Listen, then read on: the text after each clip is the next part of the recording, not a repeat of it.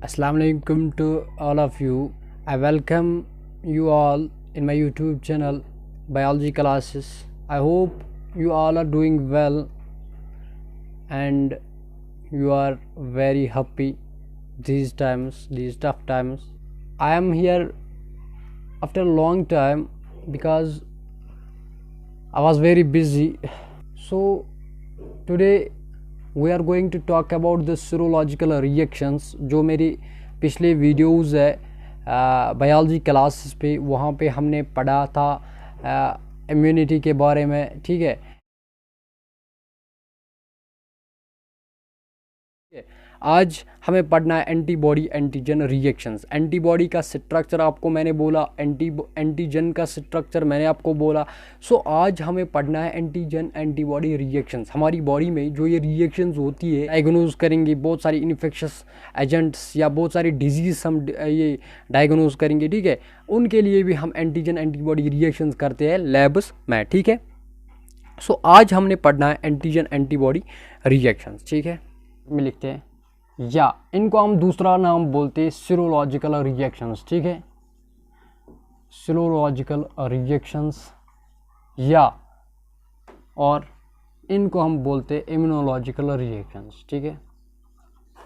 पहले कुछ नाम्स जो मैंने बोले इनको समझेंगे, ठीक है। आफ्टर दैट हम एंटीजन एंटीबॉडी का जो रिएक्शंस है ये पढ़ेंगे, इसकी डेफिनेशन क्या होता है, ठीक है। मैंने यहाँ पे लिखा एंटीजन एंटीबॉडी रिएक्शंस या सीरोलॉजिकल रिएक्शंस या इम्यूनोलॉजिकल रिएक्शंस, ठीक है। देखो एंटीजन एंटीबॉडी ये हमने पढ़ा। एंटीजन क्या होता है? ये फॉरेन पार्टिकल होता है जो हमारी बॉडी में एंटर होता है, ठीक है। एंटीबॉडी क्या होती है? जो ये हमारी इम्यूनिटी होती है, ये हमारी बॉडी का मतलब बॉडी जो हमारी बॉडी है उसका जो प्रोटेक्टिव पार्ट होता है, ठीक है, प्रोटेक्टिव यूनिट होता है, दैट इज़ द एंटीबॉडी, ठीक है। ये हमारी बॉडी का पार्ट होता है एंड ये फॉरेन पार्ट होता है। ये फॉरेन एनवायरनमेंट से अंदर आता है, ठीक है, इन्वेड करता है हमारी बॉडी में। एंटीबॉडीज़ वहाँ पे मौजूद होती है, इनके दरमियान एक रिएक्शंस होती है, that's called is the antibody antigen reactions. ये थी डेफिनेशन, ठीक है। अब ये सवाल है कि इनको सीरोलॉजिकल रिएक्शंस क्यों बोलते हैं? सीरोलॉजिकल रिएक्शंस इनको हम तब बोलते हैं जब ये लेब्स पे कैरी आउट करेंगे, ठीक है। फॉर एग्जांपल हॉस्पिटल्स के बाहर, हॉस्पिटल सेटिंग के बाहर लेबॉर्ट्री जो ये होती है सेंटर्स होते हैं, वहाँ पे हम क्या करते हैं, वहाँ पे टेस्ट्स करते हैं ताकि हम किसी बंदे में डायग्नोज करेंगे इसके बॉडी में कौन सा ऑर्गेनिज्म, कौन सा पैथोजन या कौन सा एंटीजन मौजूद है ताकि इसको तकलीफ होता है, ठीक है। वहाँ पे हम डायग्नोज करते हैं, ठीक है, by these reactions, antibody antigen reactions. But इन एंटीबॉडी एंटीजन रिएक्शंस को लैब्स में क्या बोलते हैं? इनको बोलते हैं सीरोलॉजिकल रिएक्शंस, ठीक है। इनको बोलते हैं वहाँ पे सीरोलॉजिकल रिएक्शंस। सो आपने ये याद रखा when the antigen antibody reactions are carried out in a labs, ठीक है, टू डायग्नोज द डिजीज या to diagnose the infectious agents are called as the serological reaction. उन रिएक्शंस को हम सीरोलॉजिकल रिएक्शंस बोलते हैं। अब सवाल यह है कि इम्यूनोलॉजिकल रिएक्शंस क्यों बोलते हैं इनको? देखो इम्यूनोलॉजिकल रिएक्शंस इनको हम तब बोलते हैं जब ये हमारी बॉडी में हो जाएंगे, ठीक है। जब हमारी बॉडी में नेचुरली ये रिएक्शंस हो जाएंगे उनको हम बोलते हैं इम्यूनोलॉजिकल रिएक्शन। देखिए मैंने पिछली लेक्चर्स में आपको बोला कि जो एंटीजन होता है, सपोज ये एंटीजन है, ठीक है, ये एंटीजन है एंड ये वाली एंटीबॉडी है, ठीक है, एंटीबॉडी है, ठीक है। मैंने आपको पहले ही बोला एंटीजन में वो कौन सा पार्ट होता है जो एंटीबॉडी के साथ मिलता है, वो होता है एपिटोप, उसको हम बोलते हैं एपिटोप। एक यूनिट होता है एंटीजन में जो एंटीबॉडी के साथ मिलता है, जो एंटीबॉडी के साथ रिएक्ट करता है जब एंटीजन एंटीबॉडी रिएक्शंस होती है। एंटीबॉडी में भी मैंने आपको बोला वहाँ पे कोई पार्ट होता है that's called is the paratope, जो एंटीजन के एपिटोप से मिलता है, पैराटोप। सो आप और एक डेफिनेशंस बना सकते हैं यहाँ पे एंटीजन एंटीबॉडी रिएक्शंस की, वो ये है कि the reaction between the epitope of antigen and the paratope of antibody is called as the antigen antibody reactions. वो रिएक्शन जिसमें एपिटोप किसका, एंटीजन का, वो मिलता है किसके साथ, पैराटोप के साथ, किसका, एंटीबॉडी का, ठीक है। जब ये रिएक्ट होते हैं इस रिएक्शन को हम बोलते हैं antigen antibody reactions, antigen antibody reactions. ये थी एंटीबॉडी एंटीजन रिएक्शंस की डेफिनेशन। अब सवाल ये है कि जो एंटीजन एंटीबॉडी रिएक्शंस है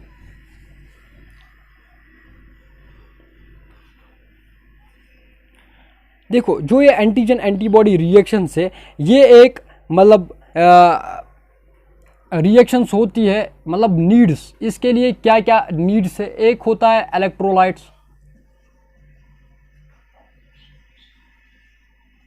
ऑफ इलेक्ट्रोलाइट्स, इनको एक स्पेसिफिक पीएच होना चाहिए इस रिएक्शन के लिए, ठीक है, स्पेसिफिक पीएच, ठीक है,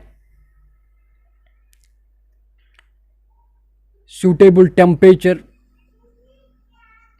सूटेबल टेम्परेचर, इनको हम बोलते हैं फेवरेबल थिंग्स, ठीक है। फेवरेबल थिंग्स क्या होते हैं? फेवरेबल थिंग्स होते हैं जो किसी को फेवर करते हैं, ठीक है, जो किसी को एनहांस करते हैं, किसी की एक्टिविटी को एनहांस करते हैं, किसी की एक्टिविटी को फेवर करते हैं, ठीक है। So those are called as the favourable things और फेवरेबल एजेंट्स, ठीक है। सो एंटीजन एंटीबॉडी रिएक्शंस क्या होते हैं? एंटीजन एंटीबॉडी मिक्स होना, रिएक्ट होना in presence of electrolytes under a suitable temperature and specific pH होना चाहिए, ठीक है, and that is called as the antigen antibody reactions, ठीक है। ये थी definition of antigen antibody reactions and कुछ रिक्वायरमेंट्स इस रिएक्शन के लिए, क्या क्या चीज़ें ज़रूरत होते हैं, एंड इस रिएक्शन को क्या क्या नाम हम बोलते हैं।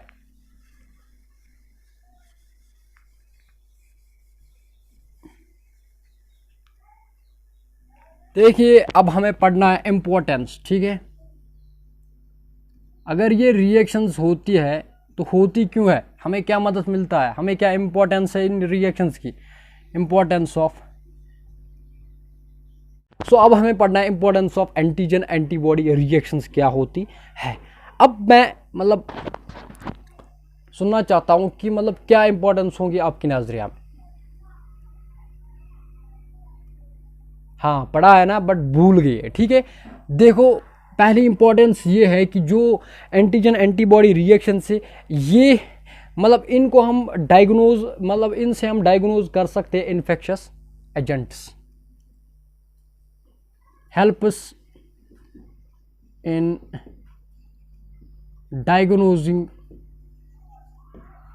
डायग्नोजिंग द इन्फेक्शस एजेंट्स और डिजीज। पहली इंपॉर्टेंस आप नोट डाउन करिए कि it helps in diagnosing the infection agents और डिजीज।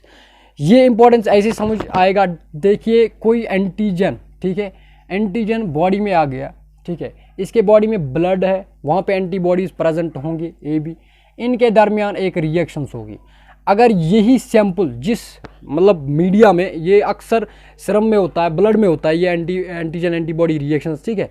सो यही सैंपल हम लेते हैं लैब्स में और वहाँ पे हम डायग्नोज कर सकते हैं। वहाँ पे अगर हमें एंटीजन एंटीबॉडी रिएक्शंस का कोई भी प्रूफ मिला या प्रेसिपिटेट मिला या कोई मतलब कुछ रिएक्शंस के रिमार्केबल जो चीज़ें होती है वो हमें मिला, ठीक है, हमें फिर मिलता है कि हाँ इसके बॉडी में इन्फेक्शन एजेंट्स प्रेजेंट है, इसको डिजीज़ है। अगर ये रिएक्शंस, इस रिएक्शंस की कोई भी स्टेप हमें नहीं मिला इस सैंपल में, सो हम कहते हैं कि ये बंदा फिट है, ये मतलब इस डिजीज़ से दूर है। ये था पहली importance.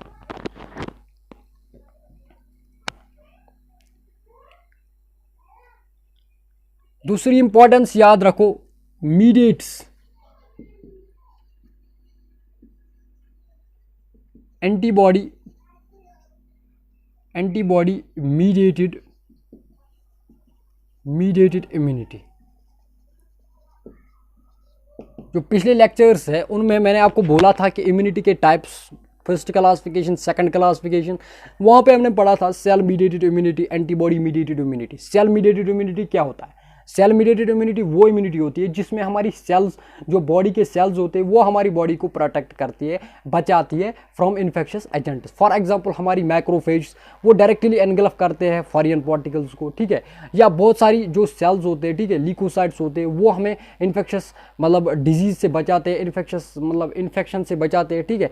Those are called as the cell mediated immunity, जो सेल से स्टार्ट होता है। मीडिएट मीन्स इनिशिएट करना, ठीक है, स्टार्ट हो गया। बट एंटीबॉडी मीडिएटेड इम्यूनिटी क्या होती है? एंटीबॉडी मीडिएटेड इम्यूनिटी ये इम्यूनिटी होती है, इसमें क्या होता है, इसमें अगर कोई भी फॉरेन पार्टिकल हमारी बॉडी में आ गया, ठीक है, अगर कोई भी पार्टिकल हमारी बॉडी में आ गया, फॉरेन पार्टिकल हमारी बॉडी में आएगा, वो हमें क्या करेगा, वो हमें इन्फेक्ट करेगा, बट वहाँ पे हमारी बॉडी में एंटीबॉडीज प्रेजेंट होती है, वो रिलीज होती है, वो इन एंटीजन या इन फॉरेन पार्टिकल्स के साथ रिएक्ट करता है खुद, ठीक है, और उनको मतलब हराता है, ठीक है।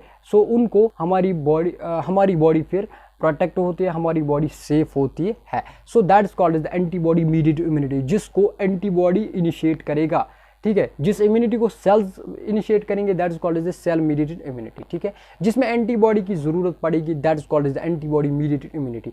ये जो रिएक्शन है ये स्टार्ट करता है, मीडिएट मीन्स इनिशिएट करता है, ये इनिशिएट करता है ये रिएक्शंस। कैसे? देखो, कोई भी एंटीजन हमारी बॉडी में आ गया, वहाँ पे क्या है, वहाँ पे एंटीबॉडीज है, वहाँ पे एंटीबॉडीज है, एंटीबॉडीज अगर मिलेंगे, ठीक है, एंटीबॉडीज अगर मिलेंगे, एंटीबॉडीज जब मिलेंगे, एंटीबॉडी जब इन्वॉल्व होंगे, ये कौन सी इम्यूनिटी होगी, एंटीबॉडी मीडिएटेड इम्यूनिटी। अब एंटीबॉडी इसमें इन्वॉल्व हो गए, बट यहाँ से क्या है, एंटीजन, इनके दरमियान अब रिएक्शंस होगी, वो रिएक्शंस कौन स्टार्ट करेगा, यही अगर ये एंटीबॉडी एंटीजन रिएक्शंस मिलेंगे तो ये रिएक्शंस, ये इम्यूनिटी मीडिएट हो सकती है, हमारी बॉडी को ये इम्यूनिटी मिल सकती है। कौन सी? Antibody mediated immunity. गर्ज ये था कि पहली इंपॉर्टेंस हमने पढ़ी थी एंटीजन एंटीबॉडी रिएक्शंस, ये मतलब इससे हम डायग्नोज कर सकते हैं कोई भी इन्फेक्शस एजेंट कौन सा है प्रेजेंट किसी बॉडी में, ठीक है, किसी के बॉडी में, किसी इंडिविजुअल के बॉडी में, या कौन सी डिजीज़ प्रेजेंट है, किस डिजीज़ से ये इफेक्ट होता है। एंड दूसरे हमने पढ़ा एंटीबॉडी मीडिएटेड इम्यूनिटी, जो हमारी बॉडी को इम्यूनिटी की ज़रूरत होती है। बहुत सारी इम्यूनिटी है, कहीं पे हमारी सेल्स इन्वॉल्व होते हैं, वो फाइट करती है फॉरेन पार्टिकल से, कहीं पे हमारी एंटीबॉडीज रिलीज होती है, ठीक है, ये बहुत सारी तरीके हैं इम्यूनिटी प्रोवाइड करने के। बट ये जो एंटीबॉडी मीडिएटेड इम्यूनिटी, जिसमें एंटीबॉडी फाइट करेगा फॉरेन पार्टिकल से, उस इम्यूनिटी को हम बोलते हैं एंटीबॉडी मीडिएटेड इम्यूनिटी। ये स्टार्ट करता है कौन? जब एंटीबॉडी एंटीजन रिएक्शन स्टार्ट होंगे, ठीक है, ये थी इंपॉर्टेंस। सो और भी बहुत सारी इंपॉर्टेंस है, सपोज किसी जगह टिश्यू इंजरी होगी, ऑटो इम्यून डिजीज़ होगी, वहाँ पे इनकी इंपॉर्टेंस बहुत सारी है, ठीक है। सो ये था importance of antigen antibody reactions. अब दूसरे लेक्चर में हम क्या पढ़ेंगे? हम पढ़ेंगे जो स्टेजेस ऑफ रिएक्शंस होती है, एंटीबॉडी एंटीजन रिएक्शंस के स्टेजेस होते हैं, primary stage, secondary stage, tertiary stage, उन स्टेजेस का रोल क्या होता है, उन स्टेजेस में होता क्या है, कैसे ये एंटीबॉडी एंटीजन रिएक्शंस स्टार्ट होती है, इनिशिएट होती है। एंड हमें पढ़ना है फिर पढ़ने हैं types of antigen antibody reactions, बहुत सारी है, इलीजा है, एंजाइम लिंक्ड इम्यूनोसॉर्बेंट ऐसे है, ठीक है, प्रेसिपिटेशन रिएक्शन से, एग्लूटिनेशन रिएक्शन से, ठीक है, एग्लूटिनेशंस के बहुत सारी टाइप्स है, रिंग एग्लूटिनेशन, स्लाइड एग्लूटिनेशन, ठीक है, बहुत सारी टाइप्स है, प्रेसिपिटेशन रिएक्शंस के बहुत सारी टाइप्स है, ठीक है। सो उसके बाद जब ये रिएक्शंस हम परफेक्ट करेंगे, फिट करेंगे, ठीक है, पढ़ेंगे अच्छे से, समझ आना चाहिए, ठीक है। आफ्टर दैट हमें पढ़ना है हाइपर सेंसिटिविटी के टाइप्स वाइप्स, वो हमें पढ़ने हैं। फिर उसके बाद इम्यूनोलॉजी का चैप्टर जो है वो क्लोज होगा। एंड साइड में आज के बाद इंशाल्लाह साइड में हम कुछ डिजीज़ भी पढ़ेंगे, ठीक है, कम्युनिकेबल डिजीज़ हम स्टार्ट करेंगे, ब्रीफली करेंगे, उनकी पैथोफिजियोलॉजी पढ़ेंगे, उनमें जो मैकेनिज्म होता है वो हम पढ़ेंगे। एंड तब तक के लिए बाय। एंड मेरी आपके मतलब आपके एक ही मैसेज है, आपके लिए एक ही मैसेज है मेरे पास, वो ये है कि आप मेरी चैनल को सब्सक्राइब करो, मुझे सपोर्ट करो। इंशाल्लाह मैं आपके लिए हर वक्त अवेलेबल हूँ। Thank you.